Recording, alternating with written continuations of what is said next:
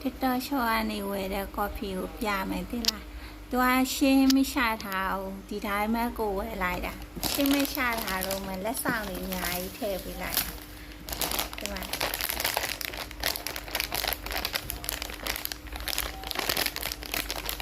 တန်နေနော်100ကျော်ပဲပြ130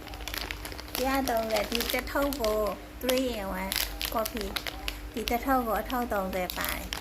ဒီမှာနော်အထုပ်30ပါတယ်ပြင်သူရှင်းမချထားလို့ပြောတော့သွားမေးလိုက်တာလေဒီမှာကျုံလက်ဆောင်တွေအပိုထည့်ပြလား4ထုပ်6ထုပ်10ထုပ်10ထုပ်12ထုပ်14ထုပ်15ထုပ်တောင်ထည့်ပြီးလိုက်တန်နေနော်ကောင်းမကောင်းတော့မသိတောက်ကြည့်လိုက်ရှင်းမချထားဘူးရှင်းမချထားလို့ကွာရှင်းမချထားတော့ကွာသူပစ္စည်းကောင်းတယ်ထင်ဝယ်လိုက်တာပေါ့နော်ရှင်းမချထားတဲ့ကွာဝယ်တဲ့တခါတလေသူ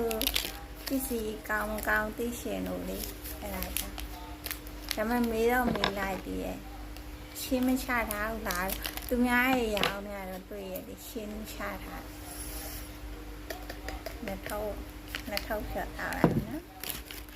15ထုပ်တောင်အပေါ်လက်ဆောင်ထည့်ပြီးရဲ့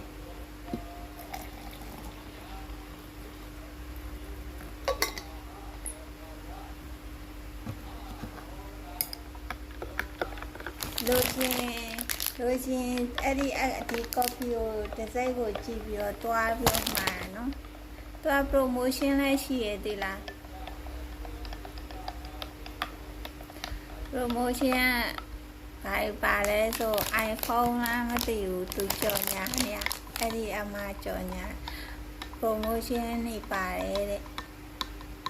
ဒါမှကြည့်ရတော့ကိုယ့်ထဲတော့ပါမသိဘူးမပါတော့ဘူးထင်တယ်လက်ဆောင်တွေကတော့15ထုပ်ပေးလိုက်15ထုပ်ဆိုတော့ကြော်အထုပ်ကြီးအထုပ်တစ်ထုပ်မှာအထုပ်30ပဲပါတာလေနော်အထုပ်30ပဲပါတာအထုပ်30ဆိုတော့အထုပ်30ပါတဲ့ခါကျတော့ဒီမှာ15ထုပ်လက်ဆောင်ပေးတာဒီလားတို့ရဲ့ coffee တစ်စိတ်မကြည့်ကြည့်ဒီလိုအထုပ်လေး15ထုပ်ပါတယ်အလွတ်နော်ဒီမှာရှင်းဒီမှာရှင်းနေလေဒီမှာခါပေါင်းနဲ့